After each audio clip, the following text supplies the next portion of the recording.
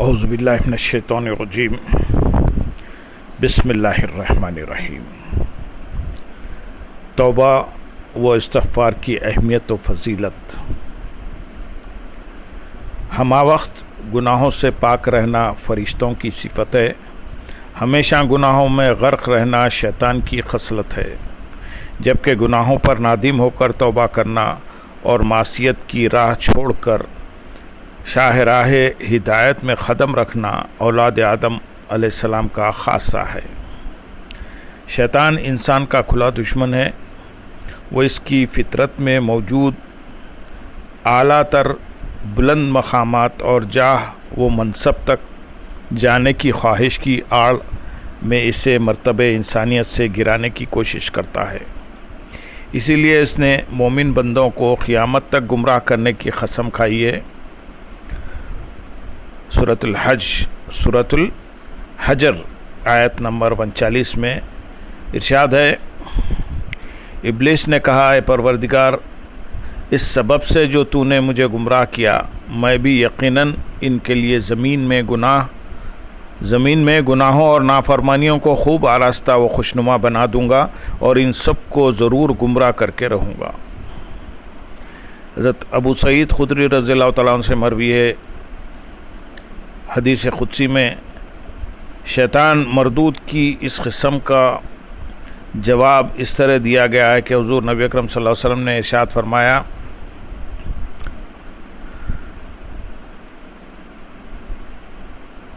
شیطان نے بارگاہ الہی میں کہا، اے اللہ، مجھے تیری عزت کی قسم، میں تیرے بندوں کو جب تک ان کی روحیں ان کے جسم میں باقی رہیں گی گمراہ کرتا رہوں گا۔ اللہ تعالیٰ نے فرمایا، مجھے اپنی عزت اور جلال کی قسم، جب تک وہ مجھ سے بخشش مانگتے رہیں گے میں انہیں بخشتا رہوں گا۔ اللہ تعالیٰ نے اپنے گناہگار بندوں پر بھی نظر رحمت فرماتا ہے، کیونکہ جب وہ اللہ کے حضور معافی طلب کرتے ہیں اور التجا و مناجات کرتے ہیں تو اللہ تعالیٰ ان سے خوش ہو کر ان کی بخشش فرماتا ہے۔ اسی وجہ سے اللہ تعالیٰ نے تمام مومنین کو سچی توبہ کا حکم دیتے ہوئے قرآن حکیم میں ارشاد فرمایا، سورۃ التحریم میں آیت نمبر 8 میں، یا ایھا الذین آمنوا توبوا الی اللہ توبۃ نصوحا، اے ایمان والو، تم اللہ کے حضور رجوع کامل سے خالص توبہ کر لو۔ توبۃ نصوحا سے نفس کی بدخوئی، کرختگی اور سرکشی نرمی میں بدل جاتی ہے۔ اس کے بعد نفس نہ صرف محاسبہ اور مراقبے میں مشغول ہو کر پاکیزہ اور صاف ستھرا ہو جاتا ہے، بلکہ اب تک خواہش نفسانی کی پیروی کے باعث اس کے اندر جو آگ شعلہ زن تھی وہ بھی بجھ جاتی ہے۔ حضرت آدم علیہ السلام کو کلمات توبہ کی تعلیم، توبہ و استغفار کی اہمیت کا اندازہ یہاں سے لگایا جا سکتا ہے کہ جب حضرت آدم اور حوا علیہ السلام سے بھول ہو گئی اور قرب الہی میں ہمیشہ رہنے کے ارادے سے ممنوعہ درخت کا پھل کھا لیا تو انہوں نے اپنی بھول کا اقرار کیا اور بارگاہ الہی میں معافی کی التجا کی۔ اللہ تعالیٰ نے یہ التجا قبول فرمائی اور انہیں توبہ کے چند کلمات سکھائے۔ آپ علیہ السلام نے ان کلمات کے ساتھ بارگاہ الہی میں توبہ کی، جس پر اللہ تعالیٰ نے انہیں معاف فرما دیا۔ قرآن حکیم میں ارشاد ہے، پھر آدم علیہ السلام نے اپنے رب سے عاجزی اور معافی کے چند کلمات سیکھ لیے، پس اللہ نے ان کی توبہ قبول فرما لی، بے شک وہی بہت توبہ قبول کرنے والا مہربان ہے۔ ان کلمات توبہ کا ذکر قرآن مجید میں یوں ہوا ہے، دونوں نے عرض کیا، اے ہمارے رب، ہم نے اپنی جانوں پر زیادتی کی اور اگر تو نے ہم کو نہ بخشا اور ہم پر رحم نہ فرمایا تو ہم یقیناً نقصان اٹھانے والوں میں سے ہو جائیں گے۔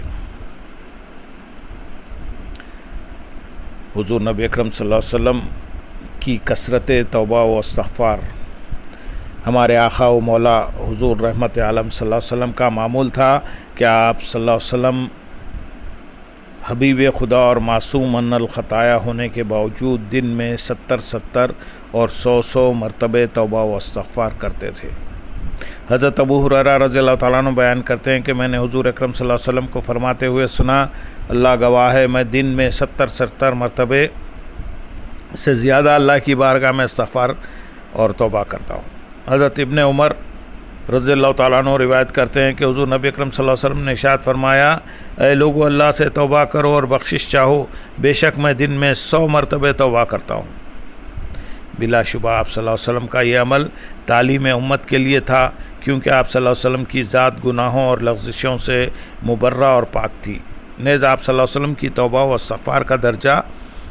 اخص الخواص کی توبہ و استغفار کا تھا، کہ جس کا مقصد مقامات قرب و وصال کے عروج تک رسائی ہے،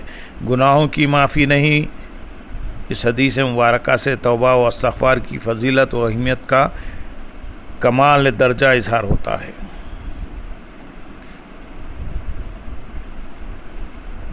توبہ و استغفار رضا الہی کا ذریعہ ہے۔ توبہ و استغفار اللہ تعالیٰ کی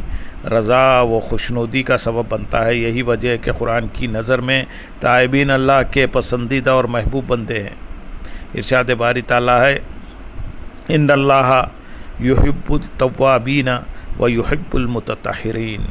بے شک اللہ بہت توبہ کرنے والوں سے محبت فرماتا ہے اور خوب پاکیزگی اختیار کرنے والوں سے محبت فرماتا ہے۔